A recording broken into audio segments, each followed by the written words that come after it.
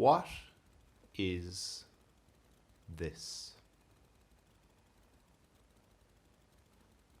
I don't know. But we're going to create one, and you can do with it what you will. Use it as a desktop background. Look at it, show your friends, whatever you want. But we're going to create one, and it's going to be beautiful. Stay tuned. Here we go.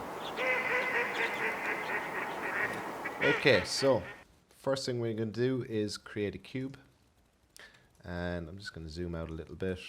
And we want to add some segments. So go to our cube, click on the Object tab, hit NB on your keyboard so that we can see our lines.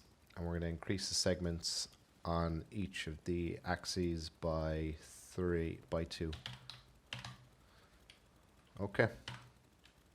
So now we have 3 segments on each of the axes. We're going to create a fillet, and we want to reduce the fillet radius to about 15, and we're going to leave the fillet subdivisions as is. Now we want to make this cube editable. Hit C on your keyboard, and now we can use the polygon mode to select and delete any of the polygons that we don't want. So click on your live selection tool. If it's not visible, you can simply hold down and you'll be able to get it from here. So live selection, hold down shift, and then just move your mouse around until you got all these polygons. Make sure you're moving it around well here in the middle, because sometimes some polygons will be unselected and they'll be so small you won't even notice. Hit delete. And we're going to do the same for each of the 4 corners along the top, here, here, and here. And we're going to do the same for the 4 corners along the bottom, here, here, and here. So again, I'm holding shift, I'm dragging my mouse around, and I'm hitting delete. Same again over here, holding shift, dragging my mouse around, and I'm hitting delete. So I'm going to repeat that for all the 4 corners on the top and all of the 4 corners on the bottom. I'm not going to make you watch me do it all. I'm going to fast forward the video right now.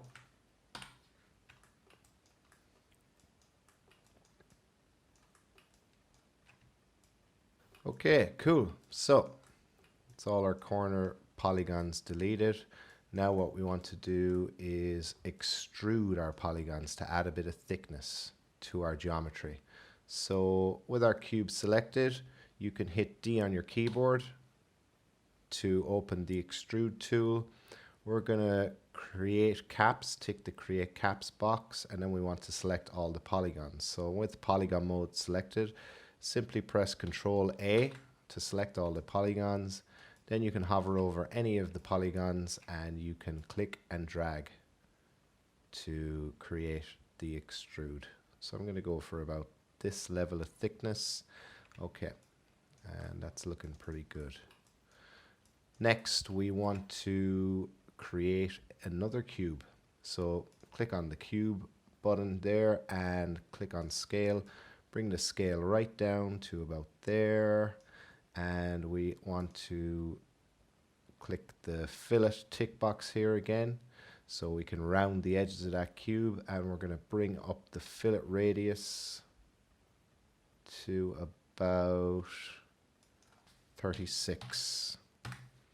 And we want to increase the fillet subdivisions this time to smoothen out those edges.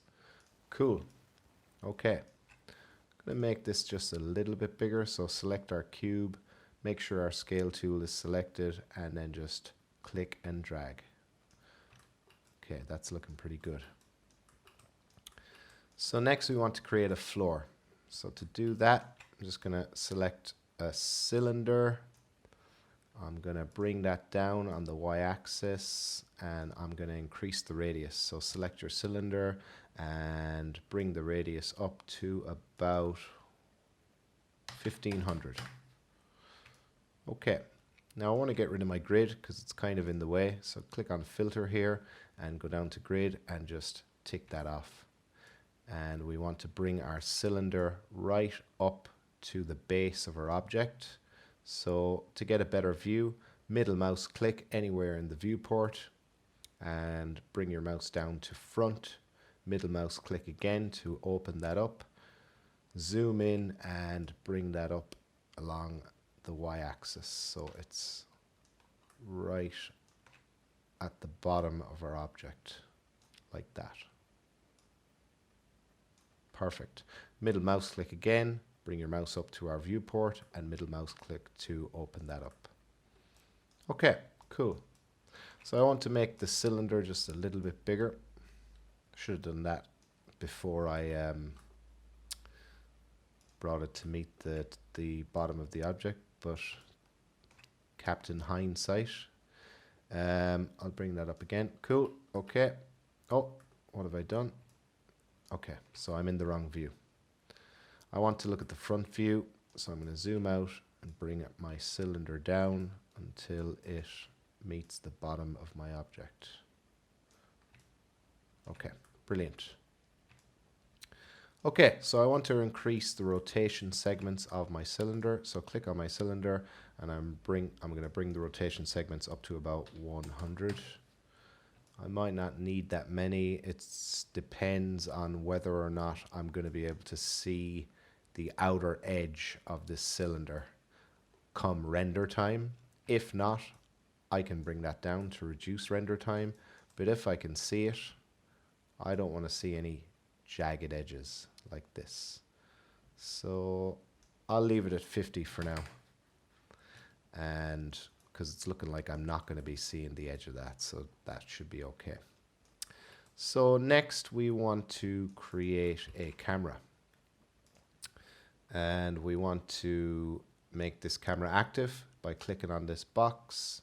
And I'm going to go into the coordinates tab and I'm going to zero this out. Bring it back on the Z axis. And I want to bring it back to about here. I'm going to bring it up on the Y and I'm going to look down on it. Bring it up a bit more on the Y-axis. Bring it a bit closer along the Z-axis. And I'm going to go for 45 degrees on that. And I want to bring it over. Okay, so I'm going to hold Alt and use the middle mouse click to drag it over. Because I want to be looking at this at exactly 45 degrees. I want to be looking at our object at exactly a 45-degree angle. So we just got to hold Alt and middle mouse click to drag this over. You can use this crosshair as a reference, so you can get your object right in the middle there. Now my cylinder is a bit off center for some reason, but that's not going to make any difference to us. Once we turn off the lines, it doesn't make any difference at all. I just want to double check that our cylinder is right on the base of our object, and it is. Okay, so next I'm going to create a light. I'm going to turn off the lines using NA on the keyboard, and I'm going to click on the light button here. I want to bring this light back along the Z-axis to about there and a little bit up along the Y-axis. Select our light here and go to Shadows, turn on Area Shadows and reduce the density to about 65%. And we can do a render to see what that looks like. Okay, cool. So I'm just going to name our objects really quick. I'm going to call this cylinder floor. I'm going to call this cube inner cube. And I'm going to call this one outer cross cube. Okay, so next we want to create some materials for our objects. So first of all, we can create the floor texture. So double click down here, it'll open up a new text, it'll create a new texture, then double click on that texture, we'll call that floor. and we are going to go into our color channel, and we want to create that marble effect.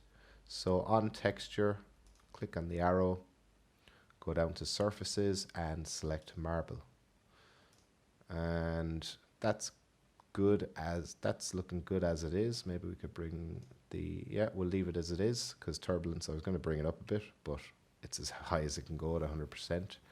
And we want to copy this shader, and we want to put it into our reflectance channel. So first we're going to add CGX, and we want to go down to texture, and we want to paste in our copied shader.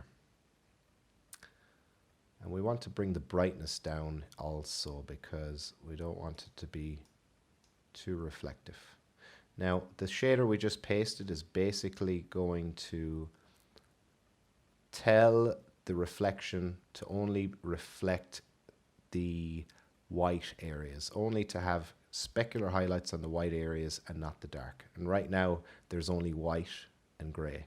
So we want to drag this slider a bit over, so that now we have some clear black areas and white areas.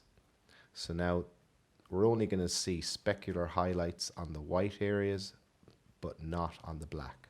So we can check out what that's going to look like right now if we drag our floor material onto our floor object, and if we render that out. So now you can see we're only getting the specular highlights on the areas that were white in our shader, but the rest of our black areas basically are not being affected by specular highlight, and that's the effect we're going for. Okay, so I just want to go back into our color. So if I open up our interactive render viewer, I just want to see what this marble texture is looking like. So I want to bring the turbulence down a little bit. Maybe not that much, maybe to 85. Yes. Okay. So now we need to copy and paste our shader again, because it's not matching up. So we need to go to color and copy shader, go back into reflectance and paste that in. And then we want to add some black areas. A little bit more. Okay, cool. Happy with that. So I'm just going to turn off this interactive render viewer. Next, we want to create a material for our outer cross cube. So this is going to be glass. So double click here. Let's call this glass outer, and open it up. Move it out of the way there, and we are going to select our transparency channel, and in our refraction preset we're going to select glass. So close that, and we can now apply it to our object, and let's render that out. And now we can see that our outer cross cube looks like glass, which is great. We're going to do the same for our inner cube, except it's going to be, just going to call this inner cube. It's going to be glass, but it's going to be glass with a red color on it. So it's going to look really nice. So click on transparency there. Again, select glass for our fraction preset, and this time we're going to bring the color to red. Let's add this to our inner cube object, and we'll render that to see what it looks like. Okay, so it's looking pretty cool. You can see that the red glass is being reflected here by the inner walls of our outer cross cube, which is looking really nice. And we're getting some nice reflections on our floor. And again, because we've told our shader to only show highlights where the shader is white, so we're getting a really nice effect there. Okay, cool. So I just want to double check something. Okay, so our light's looking good. Now I want to create what's called caustics. So when you shine a light into a glass and the light basically creates these highlights on the table, they're called caustics. You're going to see exactly what I mean now when I show you. So go into your render settings. I should have just render settings here. And we're going to go to effect and we want to turn on caustics. Where are you, caustics?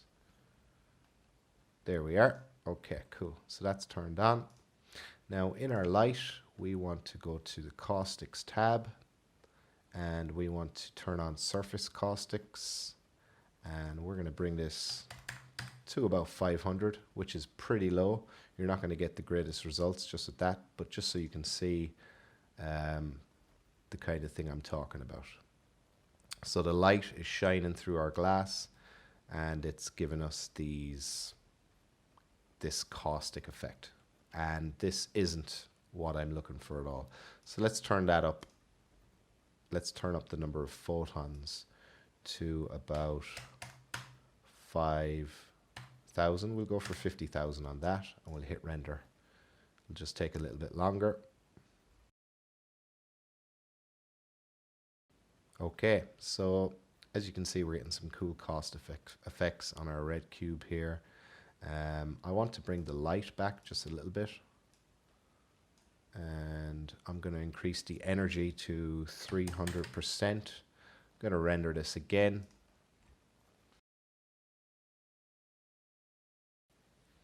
And as you can see, turning up our caustic is actually increasing the effect right there. So a lot of this has to do with the position of the light and getting that right. I'm just going to go into my top view here just to see the distance from the light to my object. And I want to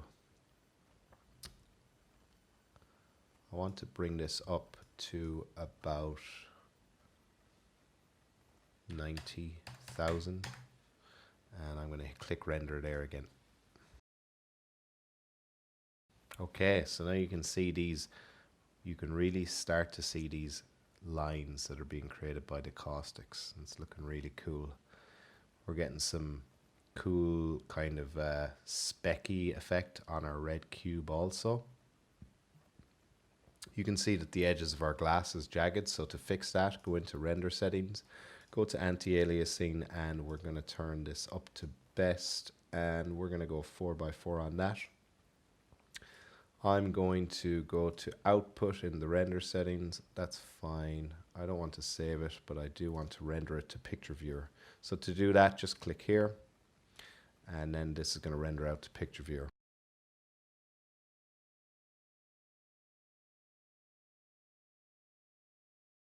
Okay, so as you can see, this is looking way better. Anti-aliasing's turned on, so we're not getting any jaggedness in our glass, and this is looking pretty cool. So for the render, we can close this down here, and we want to maybe zoom in a little bit on our camera because we want it to be a little bit bigger than it was. Go to our render settings and click on output. Set this to 1920 by 1080. And we're going to render the current frame, which is fine. We're going to click on save and we're going to go to JPEG or PNG, whichever you fancy. And we're going to select our destination on this. So I'm going to save this to my desktop. Call it Cube Caustics. And we are going to render this out. Lastly, we could turn on ambient occlusion for some contact shadows to make it look extra nice. Granted, you're going to be increasing your render time if you do this. And we are going to go to our render queue. And we are going to go to add to render queue. So we need to save the file first. So bear with me.